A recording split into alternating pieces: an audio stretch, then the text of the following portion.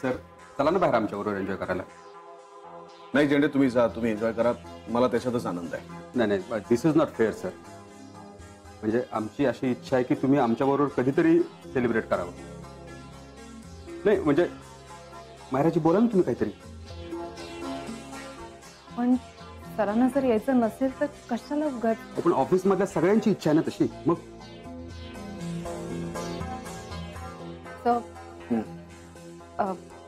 थोडा वेळ बाहेर येऊन जाणार नाही. म्हणजे एवढं मोठं प्रोजेक्ट मिळाले आपल्याला आणि आपला प्रोजेक्ट आता लंडन मध्ये होणार आहे. सो तुम्ही इकडे एकटे बसलात, doesn't look good. Myra please leave me alone. तुम्ही बाहेर जा, एन्जॉय करा, नाहीतर एक एक जण सगळेजण आतमध्ये येतील आणि ते मला अजिबात चालणार नाही. जा. May I come in sir? Yes. Sir बाहेर कोण आलाय तुम्हाला माहितीये? गेस. ते बघ, मी तुला म्हणलं होतं ना एक एक जण आतमध्ये येतील. जा बघा कोण आले ते. जा, go enjoy. Meer, it's a surprise sir आपल्या सगळ्यांना. Sir it's Isha. ईशा आले सर बाहेर.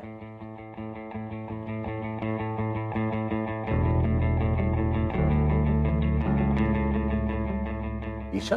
Yes sir.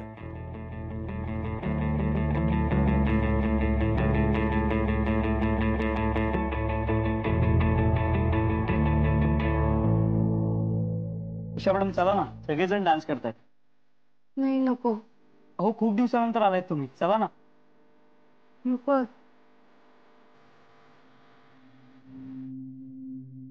Come on Isha.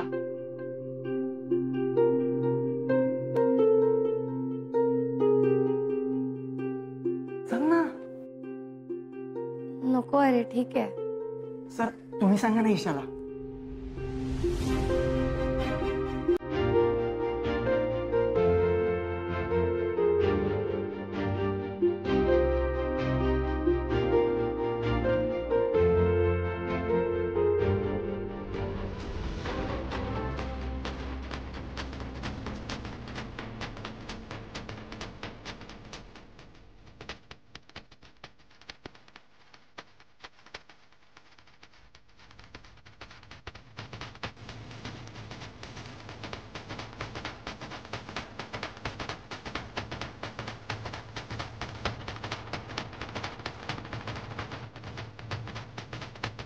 Sir तुम्ही पण या ना. नाही, you please carry on. Sir please please. चला सर थोडा वेळ या. प्लीज या ना, थोडा वेळ. One second. सरांना डान्स करायला अजिबात आवडत नाही. तुम्ही प्लीज फोर्स करू नका. बरोबर आहे. चला ना सर, काय तुम्ही पण. चला चला चला चला.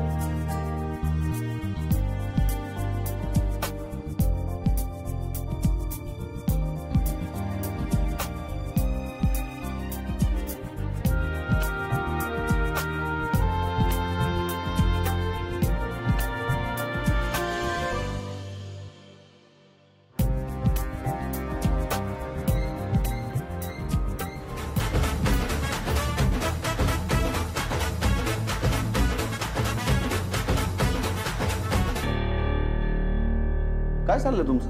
हा, आम्ही दोघंच नसून तुम्ही सगळे बघताय. Please carry on sir. तुम्ही खूप भारी डान्स करता. बस बस, इनफ इनफ. आज सगळ्यात कुठल्या गोष्टीचा आनंद होतो माहिती?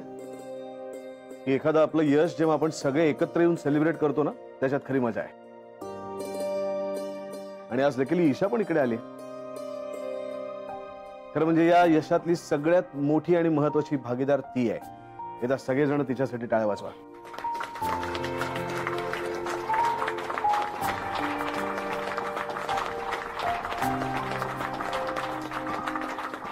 तुम्हाला सगळ्यांनाच माहिती आहे की आपल्या राजनंदिनी साडीच्या मार्केटिंगसाठी सुद्धा तिने खूप वेगळी आयडिया सुचवली होती आणि या 8 रुपयाच्या रिचार्ज मधली सुद्धा तिची आयडिया खूप महत्वाची होती. तो ईशा, तुझं खूप खूप कौतुक. तो ईशाने ज्याप्रमाणे वेगळा विचार केला त्याचप्रमाणे वेगळा विचार तुम्ही सगळ्यांनी केला पाहिजे. Yes sir, great. Isha, congrats. Congrats Isha. झेंडे इकडे कशी पोचली? मी पण तोच विचार करतोय मायराजी. पण तिच्या गार्ड्सने तिला इकडे सोडलंच कसं? ना साल्टच काढतोय काय कसा बघा तुम्ही. सर, ईशा हुशार आहेच, पण तुमचंही क्रेडिट काय कमी नाही आहे. तुम्ही तिचे गुण ओळखलेत. तिला फक्त थोडंसं प्रोत्साहन द्यायची गरज होती, जे तुम्ही दिलं. माझं कामच आहे ते. ईशा, अभिनंदन.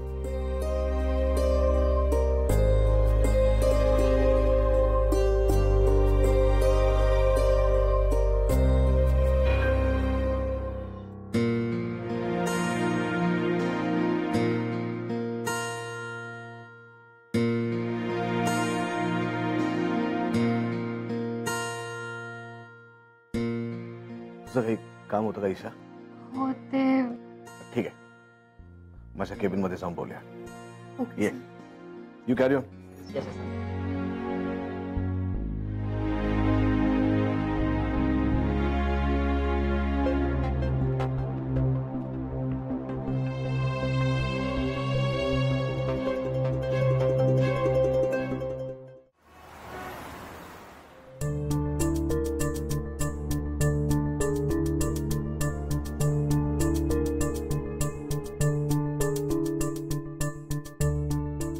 अगं रुपाली, हाय काका, बाय. थांब थांब थांब.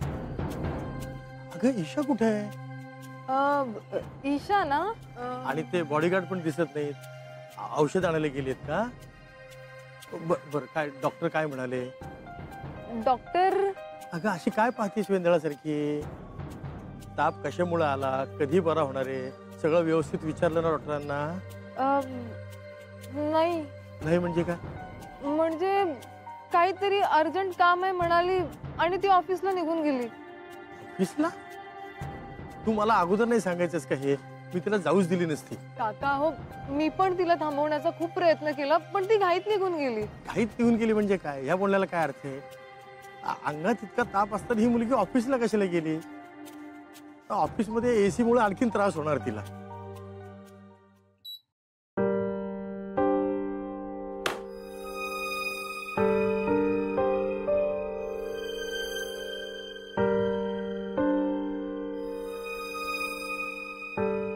कम्फर्टेबल?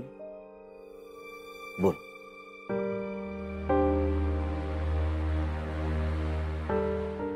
काही नाही. काही नाही हे सांगायला तू इथे आलीस ईशा? नाही सर, ते मी आणि रुपाली या बाजूला आलो होतो.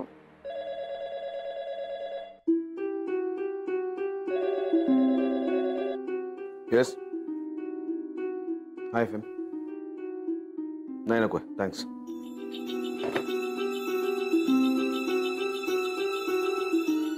बोल. हे बघ ईशा, कारण नसताना तू ऑफिसमध्ये नक्की येणार नाहीस, आणि तेही अंगात ताप असताना. तुला मगाशी शेकहँड केला तेव्हा कळलं मला. गोळी मागू? नको सर, ठीक आहे. सांग काय झालंय?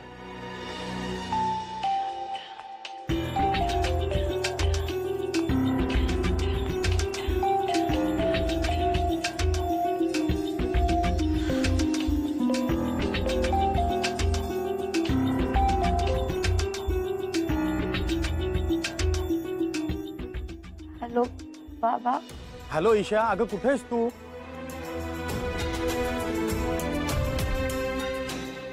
मी ऑफिसमध्ये मध्ये आहे. अगं अंगात ताप असताना कशाला गेलीस तिथे अचानक? ते ऑफिस सोडल्यानंतर डॉक्युमेंट्स घ्यायचे असतात म्हणून आले होते. अंगात ताप असताना जायचं काय अडलं होतं? सॉरी बाबा, मी निघते लगेच.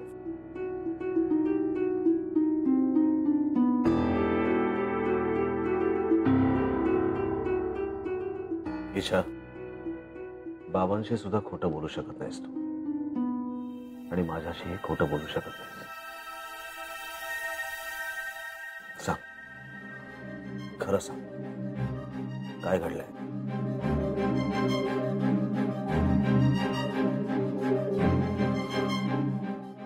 तुला सांगितलं होतं ना तिच्यावर लक्ष ठेव म्हणून. हं?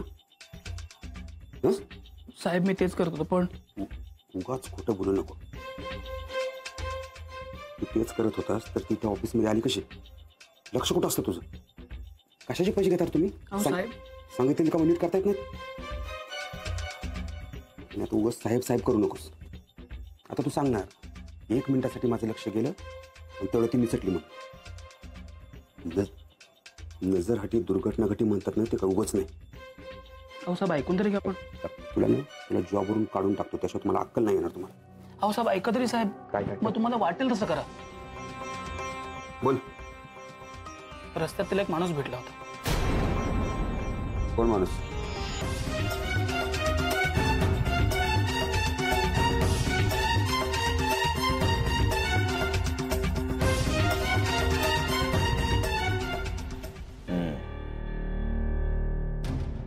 कधीपासून सुरू आहे सगळं? तर पहिला फोन मला परीक्षेच्या आदल्याच दिवशी आला होता त्या माणसाचा. नंबर अनोळखी होता, पण सर तुम्ही सांगितलं होतं ना की तुमच्या फोनला रेंज नाहीये, म्हणून मला वाटलं तुम्ही वेगळ्या नंबरवरून फोन करताय मला. म्हणून मी तो फोन उचलला आणि तो फोन माणसाचा होता. नाव काहीच नाही सांगितलं, पण सर तुमच्याबद्दल काय वाटेल ते बोलत होता हो. मी लगेच ठेवून दिला फोन, पण त्यानंतर तो अजूनही मला फोन करतो आणि फोन त्याचाच आहे हे कळत नाही, कारण प्रत्येक वेळेस नंबर वेगळा असतो सर. आणि त्यात हा फोटो पाठवलाय त्यांनी आज.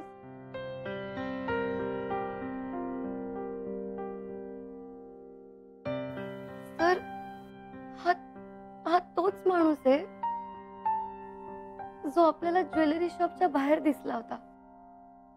सर तुम्ही त्याला वडापाव पण दिला होता, नीट आठवतंय मला. आणि सर मगाशी तो माणूस माझ्या समोर आला, त्याला काहीतरी बोलायचं होतं माझ्याशी, पण सर मी त्या माणसावर ओरडले आणि मी काहीच न ऐकता इथे निघून आले. आणि हे सगळं तुझ्या परीक्षेच्या काळात घडत होतं. तू एकटी हे सगळं सहन करत होतीस. सर मला खरंच कळत नव्हतं काय करावं. ईशा, एक फोन तरी करायचास ना मला सांगायचंच तरी. आपण बघून घेतलं असं काय करायचं ते. सर तुम्हीच म्हणता ना आय लव्ह यू पेक्षा जास्त महत्वाचं आहे आय ट्रस्ट यू. आणि त्या माणसाबद्दल तुम्हाला विचारणं हे तुमच्यावर अविश्वास दाखवल्यासारखं झालं असतं, आणि माझा तुमच्यावरती पूर्ण विश्वास आहे सर. मग आपल्या माणसाला विश्वासात घेऊन एखादी गोष्ट सांगणं हाही विश्वासच असतो ना ईशा. पण सर कोणाच्या तरी बोलण्यावरून डळमळेल इतकं तकलादून तर नाही आपलं. पण तब्येत तिचं काय? ती तर नाजूक आहे. मी ठीक आहे.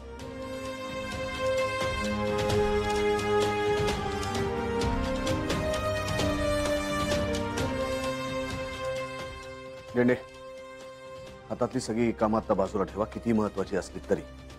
आणि एक फोटो मी तुम्हाला पाठवतो. त्या माणसाला ताबडतोब शोधा.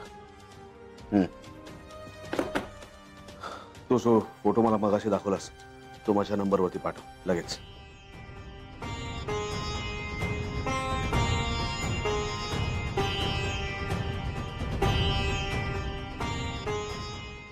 पाठवलास? चला निघूया. कुठे? ईशा, काही गोष्टी तुझ्यासाठी खूप नवीन आहेत. त्याची मला खूप सवय. तुझ्या मनातनं त्याची भीती जावी, संशय कायमचा दूर व्हावा, यासाठी आपल्याला जायचंय. तो माणूस तुला काहीतरी सांगणार होता ना माझ्याबद्दल. चल बघू त्याला काय म्हणायचं, ऐकूया. चल. तर पण त्याची काहीच गरज नाहीये आता.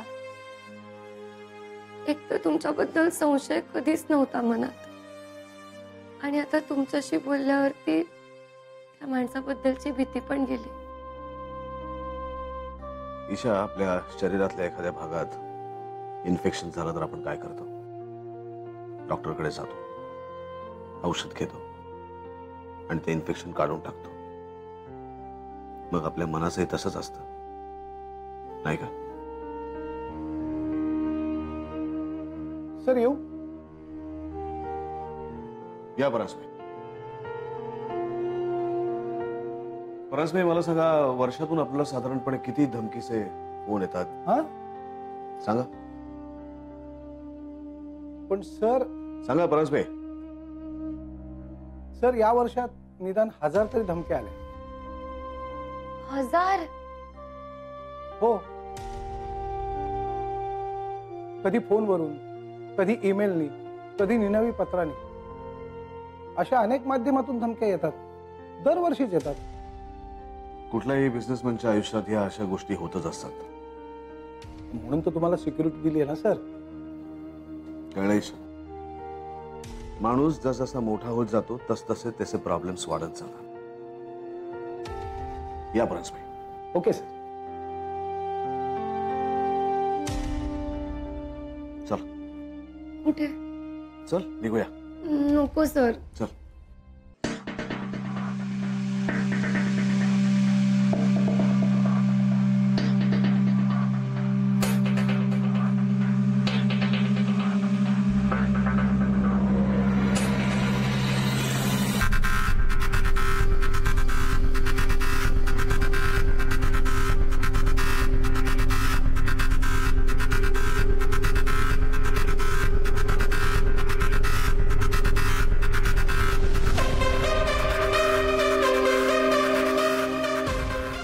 हे काय चाललंय सगळं मायरा? मायरा, काय आहे हे सगळं? I don't know. ईशाला कुठे घेऊन गेले सर? जाऊ दे ना, तुला काय करायचंय?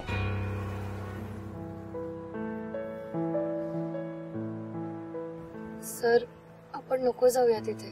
का? कारण मला त्या माणसाला नाही भेटायचंय.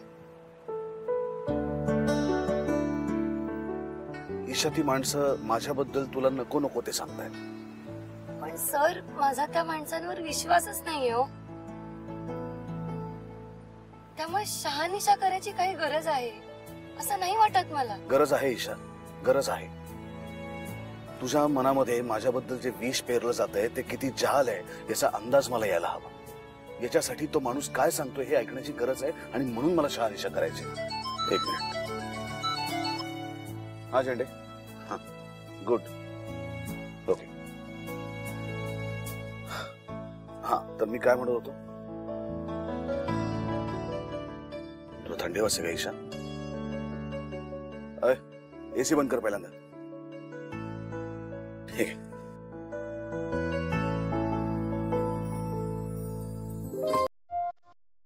आता डोकं मागे ठेव आणि पडू द्या.